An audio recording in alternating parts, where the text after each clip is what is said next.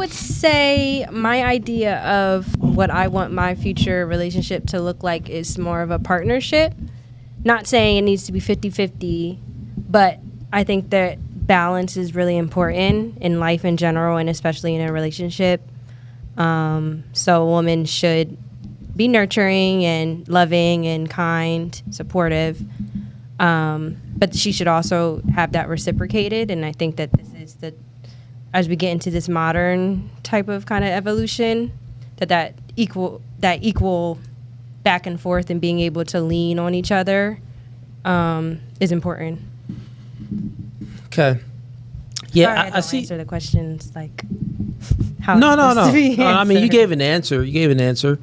I see where you're going with it. You're saying that currently in modernity, women have more rights than they ever had before. Yes. So the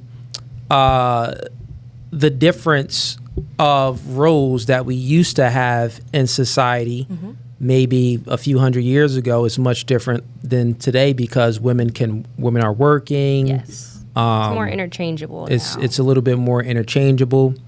I would say that 100% untrue, right? Okay. Here's truth. All of the rights and things that you have, these all come from men. So forced doctrine simply means that men enforce all of the rights for men and women, but the true is not the same in reverse. Women cannot enforce any rights for men, and they can't enforce rights for themselves. Because we lack the power to because you lack the strength, not political, because enforcement doesn't really come from the political. Like a right is you just write it on a piece of paper. First, a right comes from the mind. It's a construct of the mind. You write it on a piece of paper. The right doesn't enforce itself. You need a collection of people to enforce the right. If it's a collection of women, well, we live in a society with men and women. Women would not be able to enforce this right that's on a piece of paper over the society of men in there. They don't have the physical capacity to do so. But for this right that's on a piece of paper, a small collection of men, a small percentage of men can enforce this right with a society of men and women because men have the physical capacity to do so. Even if, let's say 30 years from now, 100 years, 200 years from now, there's robots. There's things like this. Well, who's going to be building those robots and maintaining them? Because there's still material that decays, so they need to be maintained. It's going to be men doing it. So men build things and men can destroy what they've built. So in order to continue to live in this safe society that men built, we would need men to continue to build it and maintain it. I think that it can never be women doing men's duties. I disagree because to the same capacity. Okay. Yeah.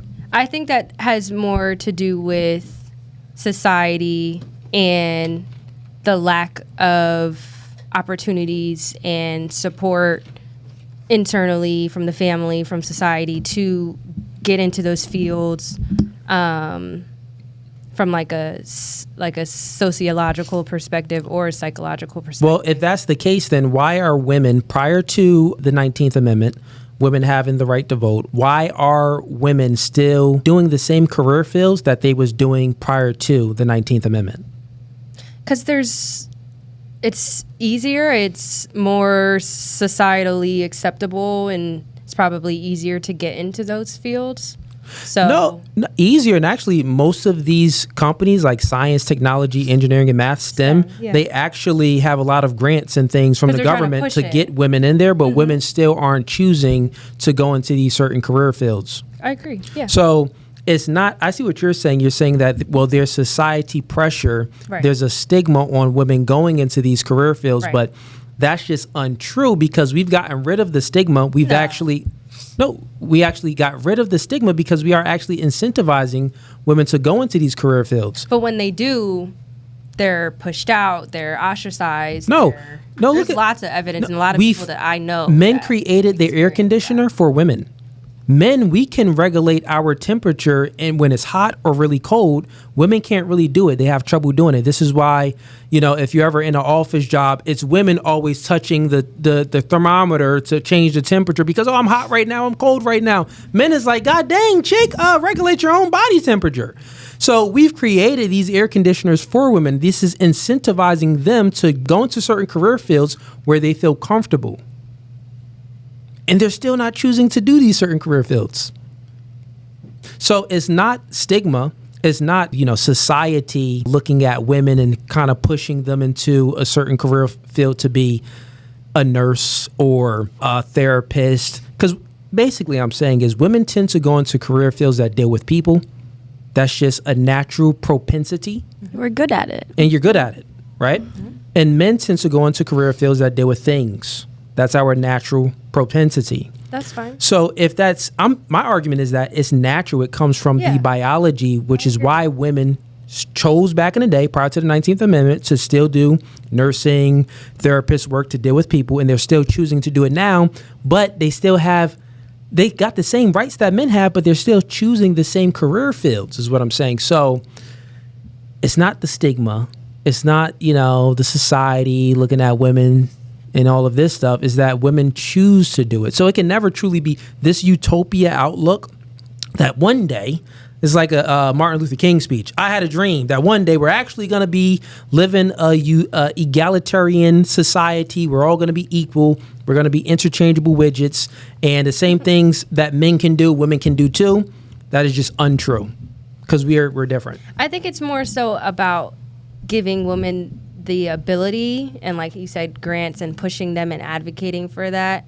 And because I'm speaking from my experience and the people that I know in certain, especially STEM fields, of not feeling like they belong. Like, why would you want to work in a field where you're one of 100 or whatever it is, and you're not valued, you're not supported, they say, little comments around you. But think about that. We've built HR for that. Women get to complain to HR. So we built HR for women to complain. That's why it was built. For other reasons as well, for the onboarding process, but it was built for complaints because women like to complain. So we gave them an outlet to complain to HR. So all I'm saying is, men, we have feelings too. You don't think that men feel like, oh, well, I'm kind of unwelcome. If a nerd or a dweeb works at this one company, he doesn't have the ability, or he's socially awkward, he doesn't have the ability to kind of fit in. You don't think that this kind of pushes him out of the job and he feels like he doesn't want to work there? Yeah, the dork feels like that too. But the dork, he still goes to work despite how he feels. But men cater to women so much. We have air conditioners. We got freaking HR. We got all of these little things within these companies to give you this safety net and this comfortability. And you still complain about, oh, we're not equal. We're never going to be equal. It's not more we can do to adjust the system within the career fields to make ladies feel more comfortable. That's all I'm saying. Always more to do. Like what? Things better. What could we do?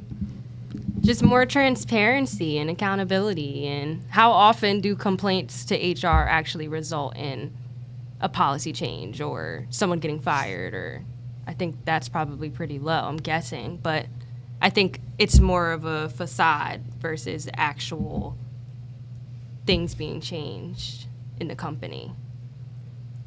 No, we actually changed a whole lot. So I used to work at banks. I was in sales for a long time growing up. Wells Fargo purchased Wachovia. And when I was working for Wachovia, they did not have these, it was called, what was the name of the room? Not a safe room, but it was a room that you would go in and you can kind of like decompress and kind of like relax from taking 120 calls that day or dealing with all of these irate callers and customers. Mm-hmm. In Wachovia, they didn't have that, right? Mm-hmm. Then Wells Fargo purchased Wachovia, and then the HR people came, the new, the new heads ups, the new management was like, you know what? We're going to go ahead and make things a little bit more transparent, and we're going to give you more privileges and access to different things so you can do your job to the best of your ability. So they brought in these little rooms, literally built an entire section where not only do you get two 15-minute breaks and then an hour lunch break, but then you have a certain amount of hours that you can use within this one room for the week. Well, that benefits men as well. And a lot of those improvements but society overall. But what I'm saying is the men in that company was the management, and the women in that company was the entry-level employees. It was more women is always more women in call centers and taking these phone calls than there are men. But it was the higher-ups, the men, that was like, you know what? Let's incorporate something within this company to cater to women, to give them another incentive so they can not quit and do their job. So I'm just pointing out, when is it ever going to end? The more we give to you, the more you ask. We give you this, you're going to be like, well, no, I think I need, a little bit more. I think that's important for evolution and for bettering society, though. So that's not a betterment in society. It's like if you have a child and your child does not have the ability to listen, self-regulate, understand, like if you have a child, are you going to keep catering to that and like, okay, little Billy, well, I'll give you this to like help with your emotions. I'll give you candy. I'll give you snacks. I'll let you play on the tablet for an extra hour. I'll let you sleep with your little teddy bear when you cry at night. Are you going to just keep giving to your child, or are you going to extract so you can build some character within your child? I understand what you're saying. Yeah, so I'm saying that currently right now, women lack a lot of character because we give them too much. We need to start extracting to help them build character like our great-grandmothers had. No. Our great-grandmothers gave birth without epidural. You chicks can't even bring babies into this world without epidural. Oh, I need to put that big old needle in my back. Listen, grandma and them, they was having you and all of us without epidural. Sounds horrible. So I give up. Babying doesn't make character. Babying doesn't know. What I'm saying is, babying only enables. Yeah. We shouldn't be babying women. Yeah. Right? Okay, air conditioners is kind of cool, right? It's like, all right, we gave y'all some ACs. But all of these other little privileges and incentives, like, you don't really need that because you're just going to keep on asking for it. I think that we need to extract some of it to help build some character. Okay. Like grandma and them. I say we take away epidural. Number one, listen, we take away, our birth rate is already declining. I think we take that away, it's definitely going to decline. So let's just keep that for right now. Once we get the birth rate above replacement level, then we'll get rid of the epidural. But for right now, we need to get that up above replacement level. Go ahead. Oh, yeah, I thought you had something. Oh, no. You was like raising your hand. Sit here and get rid of epidurals. What about the people that have C-sections? You just want us to be in pain walking around stitches? I mean, grandma and them used to. They was delivering just natural, just open wide and pew. So if you like that clip and you want to watch more, click right here. But if you want to watch the full episode, click right here.